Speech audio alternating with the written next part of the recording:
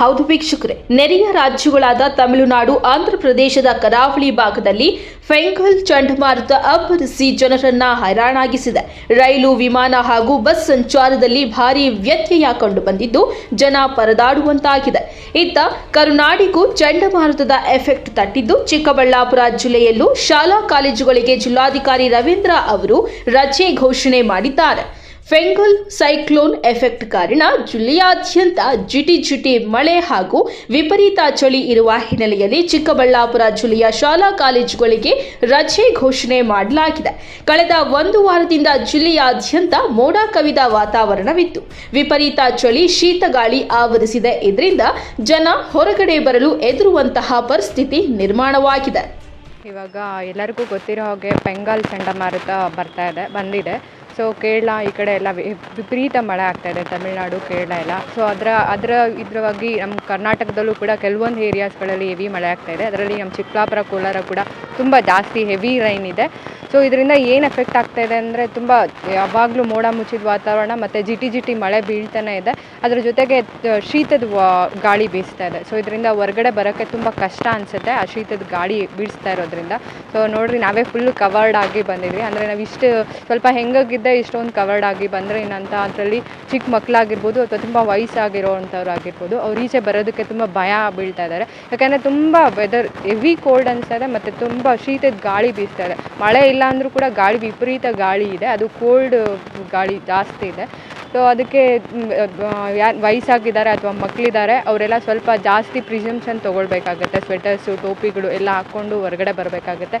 So ಬಂದರೂ ಕೂಡ ಮಕ್ಕಳುಗಳು ಇವಾಗ ಆ್ಯಕ್ಚುಲಿ ಸ್ವಲ್ಪ ವೆದರ್ ಚೇಂಜ್ ಆದ್ರೇ ಮಕ್ಕಳಲ್ಲಿ ನಾವು ಬೇರೆ ಬೇರೆ ಕಾಯಿಲೆ, ಅಂದರೆ ಕೋಲ್ಡ್ ಆಗಿರ್ಬೋದು ಅಥವಾ ಕೆಮ್ಮು ಬರೋವಂಥದ್ದು, ಜ್ವರ ಬರೋವಂಥದ್ದು ನೋಡ್ತಿರ್ತೀವಿ. ಬಟ್ ಈ ರೀತಿ ಇನ್ನೂ ಜಾಸ್ತಿ ಇರೋದ್ರಿಂದ ಈ ಸಲ ಆಲ್ರೆಡಿ ಮಕ್ಕಳೆಲ್ಲ ಸ್ವಲ್ಪ ಜ್ವರ ಮತ್ತು ಕೆಮ್ಮು, ನೆಗಡಿ ಈ ಥರದ್ದು ಜಾಸ್ತಿ ಆಗ್ತಾಯಿದೆ.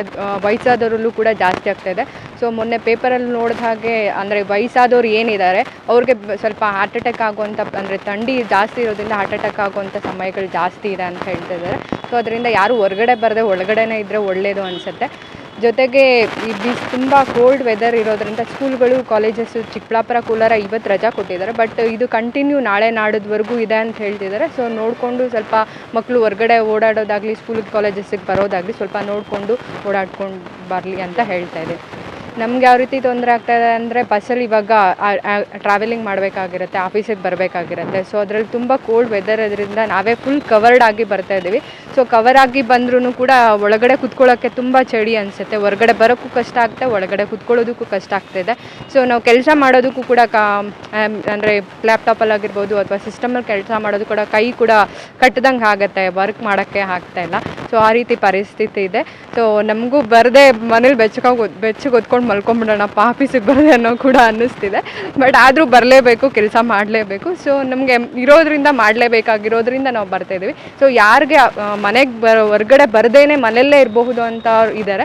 ಸೊ ಅಂಥವ್ರು ದಯವಿಟ್ಟು ಮನೆ ಒಳಗಡೆನೇ ಇರಿ, ಹೊರಗಡೆ ಬರದೇ ಇರೋ ಹಾಗೆ ಸ್ವಲ್ಪ ಎಚ್ಚರಿಕೆ ವಹಿಸಿ. ಆದಷ್ಟು ಮಕ್ಕಳನ್ನು ಮತ್ತು ವಯಸ್ಸಾದವ್ರನ್ನ ಮನೆ ಹೊರಗಡೆ ಕಳಿಸೋದ್ರಿಂದ ಎಚ್ಚರಿಕೆ. ಇನ್ನು ಚಿಕ್ಕಬಳ್ಳಾಪುರ ಜಿಲ್ಲೆಯಲ್ಲಿ ಕಳೆದ 2-3 ದಿನಗಳಿಂದ ಅತಿ ಹೆಚ್ಚು ಶೀತವಲಯ ಇರುವುದರಿಂದ ನ್ಯೂಮೋನಿಯಾ ಮತ್ತು ಇತರೆ ಉಸಿರಾಟದ ಕಾಯಿಲೆಗಳು ಹೆಚ್ಚಾಗಿ ಹರಡುವುದಾಗಿ ಆರೋಗ್ಯಾಧಿಕಾರಿಗಳು ಎಚ್ಚರಿಕೆ ನೀಡಿದ್ದಾರೆ. ಅದರಲ್ಲಿ ಹೆಚ್ಚಾಗಿ ವಯೋವೃದ್ಧರು, ಮಕ್ಕಳು, ಗರ್ಭಿಣಿಯರಿಗೆ ಕಾಯಿಲೆ ಬರುವ ಸಾಧ್ಯತೆಗಳು ಇವೆ. ಹಾಗಾಗಿ ಮುಂಜಾಗ್ರತಾ ಕ್ರಮವಾಗಿ ಜನ ಮುಂಜಾನೆ ಮತ್ತು ಸಂಜೆ ಹೊರಗಡೆ ತಿರುಗಾಡುವ, ಪ್ರತ್ಯೇಕವಾಗಿ ಕುಡಿಯಲು ಬಿಸಿ ನೀರನ್ನ ಮತ್ತು ಬಿಸಿಯಾದ ಆಹಾರವನ್ನ ಸೇವಿಸಬೇಕು. ಶೀತಗಾಳಿಗೆ ಕೈ, ಕಾಲು, ಕಿವಿಗಳಿಗೆ ಬಟ್ಟೆಯನ್ನ ಧರಿಸಿಕೊಂಡು ದೇಹವನ್ನ ಬಿಸಿಯಾಗಿ ಇಟ್ಟುಕೊಳ್ಳಬೇಕೆಂದು ಜಿಲ್ಲೆಯ ಆರೋಗ್ಯಾಧಿಕಾರಿ ಡಾಕ್ಟರ್ ಮಹೇಶ್ ತಿಳಿಸಿದ್ದಾರೆ. ನಮಸ್ಕಾರ. ಚಿಕ್ಕಬಳ್ಳಾಪುರ ಜಿಲ್ಲಾ ಆರೋಗ್ಯ ಮತ್ತು ಕುಟುಂಬ ಕಲ್ಯಾಣ ಡಾಕ್ಟರ್ ಮಹೇಶ್ ಕುಮಾರ್ ಅವರು ಮಾತಾಡ್ತಾ ಇರೋದು. ಕಳೆದ 3-4 ದಿನಾಂಕಗಳಿಂದ ನಮ್ಮ ಚಿಕ್ಕಬಳ್ಳಾಪುರ ಜಿಲ್ಲೆಯಲ್ಲಿ ಮಳೆ ಮತ್ತು ಶೀತದ ವಾತಾವರಣ ಇರೋದ್ರಿಂದ ಸಾಕಷ್ಟು ಜನರಿಗೆ ಏನು ಚಳಿಗಾಲ ಸಂಬಂಧಪಟ್ಟಂಗೆ ಇರ್ತಕ್ಕಂಥ ಕಾಯಿಲೆಗಳು, ನ್ಯೂಮೋನಿಯಾ ಇರ್ಬೋದು, ಕೀಲುವಾಯುಗಳು ಇರ್ಬೋದು, ಅಥವಾ ಆರ್ಥ್ರೈಟಿಸ್ ಅಂತಕ್ಕಂಥದ್ದು ನಾವು ಕಾಯಿಲೆಗಳು ಉಲ್ಬಣ ಆಗ್ತಕ್ಕಂಥ ಸಂಭವ ಜಾಸ್ತಿ ಇದೆ. ಪ್ರಮುಖವಾಗಿ ಮಕ್ಕಳು, ವಯಸ್ಸಾದವರು, ಗರ್ಭಿಣಿ ಮತ್ತು ಬಾಣಂತಿಯರು ಯಾರೇ ಆಗಿರ್ಬೋದು, ಪ್ರತಿಯೊಬ್ಬರಿಗೂ ಕೂಡ ಆರೋಗ್ಯ ಬಹಳ ಮುಖ್ಯವಾಗಿದೆ. ಸೊ ಜನರು ಮನೆಯಿಂದ ಹೊರಗಡೆ ಬರಬೇಕಾದ್ರೆ ಆದಷ್ಟು ಸ್ವೆಟರ್ನ ಮಫ್ಲರು ಕಿವಿಗೆ ಹತ್ತಿ ಹಾಕ್ಕೊಂಡಿರ್ತಕ್ಕಂಥದ್ದು, ಕೈಗೆ ಗ್ಲೌಸು, ಸಾಧ್ಯವಾದಷ್ಟು ಗ್ಲೌಸನ್ನು ಹಾಕ್ಕೊಂಡು ಜನ ತಿರುಗಾಡಿದ್ರೆ ಆದಷ್ಟು ಮಳೆಯಲ್ಲಿ ಹೊರಗಡೆ ಹೋಗಬೇಕು ಅಂದರೆ ಛತ್ರಿನ ಬಳಸ್ತಕ್ಕಂಥದ್ದು ಕೂಡ ಭಾಳ ಮುಖ್ಯವಾಗಿರ್ತದೆ. ಆಮೇಲೆ ಯಾವುದೇ ರೀತಿಯಾದಂಥ ಅನಾರೋಗ್ಯ ಆದಲ್ಲಿ ಕೆಮ್ಮು, ಗಂಟ್ಲು ನೋವು, ಮೈಕೈ ನೋವು, ಚಳಿ, ಜ್ವರ ಬರ್ತಕ್ಕಂಥದ್ದು ಏನಾದ್ರು ಯಾವುದೇ ರೀತಿಯಾದಂತಿತ್ತು ಅಂದರೆ ಹತ್ತಿರದ ಸರ್ಕಾರಿ ಹಾಸ್ಪಿಟ್ಲಿಗೆ ವೈದ್ಯರ ಹತ್ರ ತೋರಿಸಿ ಚಿಕಿತ್ಸೆನ ಪಡಿತಕ್ಕಂಥದ್ದು ಭಾಳ ಮುಖ್ಯವಾಗಿರ್ತದೆ. ಯಾರೂ ಕೂಡ ಸ್ವಯಂ ಚಿಕಿತ್ಸೆ ತಗೊಳ್ತಕ್ಕಂಥದ್ದು ಬೇಡ ಅದು. ಸೊ ಯಾವುದೇ ರೀತಿಯಾದಂಥ ಚಿಕಿತ್ಸೆಗಳಿಗೆ ಸ್ಪಂದಿಸಿಲ್ಲ ಅಂತಂದರೆ ಅಂಥವ್ರದ್ದು ರಕ್ತ ಪರೀಕ್ಷೆ ಮಾಡಿಸ್ತಕ್ಕಂಥದ್ದು ಕೂಡ ಇದೆ. ರಕ್ತ ಪರೀಕ್ಷೆಗಳನ್ನು ಕೂಡ ನಮ್ಮ ಸರ್ಕಾರಿ ಹಾಸ್ಪಿಟ್ಲಲ್ಲಿ ಉಚಿತವಾಗಿ ಮಾಡ್ತಾರೆ. ಯಾವುದೇ ಸಾರ್ವಜನಿಕರು ಕೂಡ ಭಯ ಪಡೋದು ಬೇಡ, ತೊಂದರೆಗೆ ಒಳಗಾಗೋದು ಬೇಡ. ಆದಷ್ಟು ಜಿಲ್ಲಾಡಳಿತ ಮತ್ತು ಆರೋಗ್ಯ ಇಲಾಖೆ ಎರಡೂ ಕೂಡ ತಮ್ಮ ಜೊತೆಗೆ ಇದೆ ಅಂತಕ್ಕಂಥದ್ದು ಭಾವನೆಯಲ್ಲಿ ಎಲ್ಲರೂ ಕೂಡ ಎಲ್ಲೆಡೆ ಆರೋಗ್ಯವನ್ನು ಕಾಪಾಡುತ್ತ ನಿಟ್ಟಲ್ಲಿ ಸಂಪೂರ್ಣವಾಗಿ ಸಾರ್ವಜನಿಕರು ಸಹಕಾರ ಕೊಡಬೇಕು ಅಂತ ನಾನು ಮನವಿ ಮಾಡ್ತೇನೆ.